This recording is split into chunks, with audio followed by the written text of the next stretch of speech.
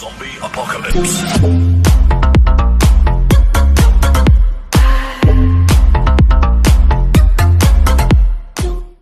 Salam, selamat sore untuk kita semua. Perkenalkan, nama saya Donald Garantita Fitin.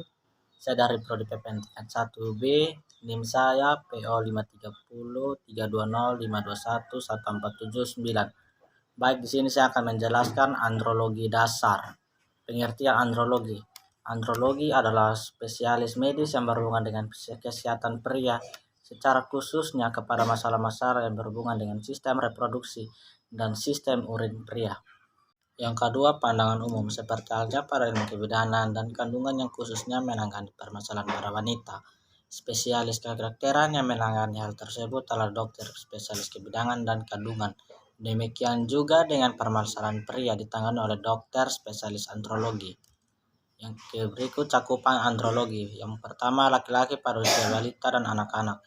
Yang kedua, laki-laki pada usia remaja dan dewasa muda. Yang ketiga, laki-laki pada perkawinan dan reproduksi. Yang keempat, laki-laki pada usia tua. Yang kelima, keluarga berencana pria. Yang berikut organ reproduksi pria. Yang pertama, testis. Testis merupakan gunanya jantan terbentuk ovat terletak dalam struktum dan kanung pelir yang merupakan lipetan dinding tubuh. Suhu dan struktum OJ2 lebih rendah daripada suhu pada rongga perut.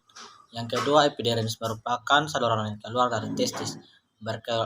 Berkelok-kelok di keluar merupakan testis sepanjang kurang lebih 6 meter, berperan sebagai tempat pematangan sperma. Yang ketiga, vas deferens, yaitu saluran lurus pengarah ke arah, merupakan kelanjutan epidermis dan ujung saluran berada di kelenjar prostat. Yang keempat, vesicula seminalis. Kantong ini juga terletak di kelenjar yang berkelok-kelok. Nininya mengekspresikan cairan kental berwarna kuning-kuningan dan bersifat basah.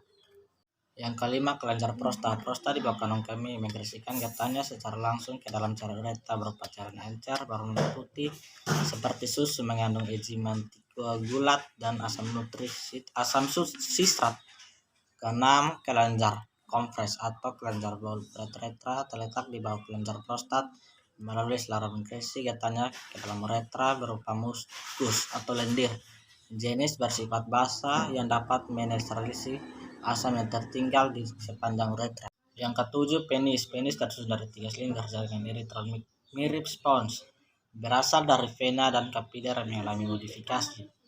Ada 2 yang terletak di atas disebut corpus cavernosa. Yang pertama, 1 buah terletak di bawah dan membungkus uretra, disebut dengan corpus spongiosum. Batang utama penis dilapisi kulit yang relatif lebih tebal. Kepala penis atau glans penis ditutupi oleh lipatan kulit yang jauh lebih tipis, disebut preputium atau prepus.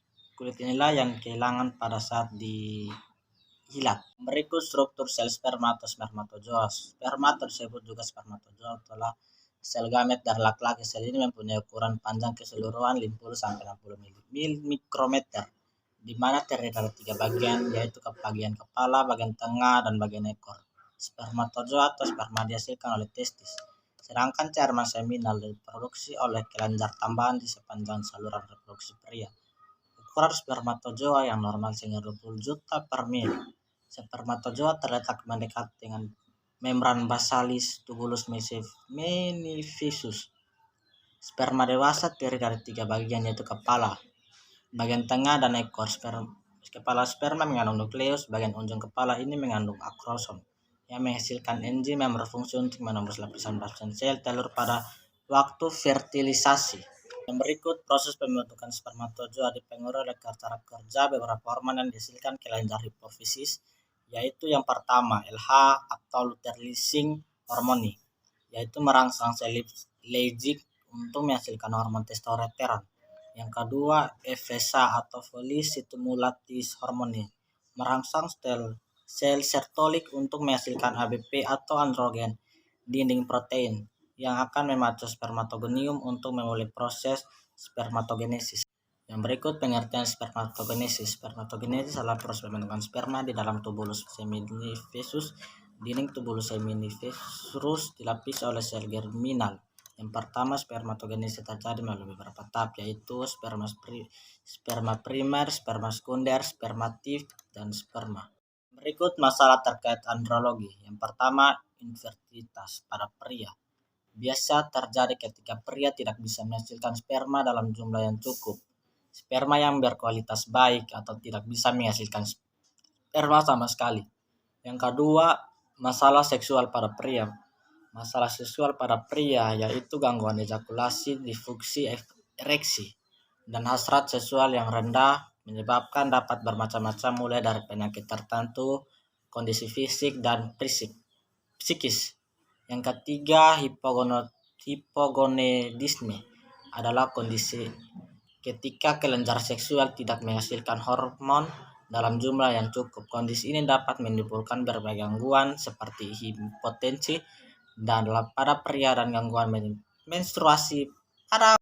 Sekian dari penjelasan saya tentang antropologi. Sekian dan terima kasih.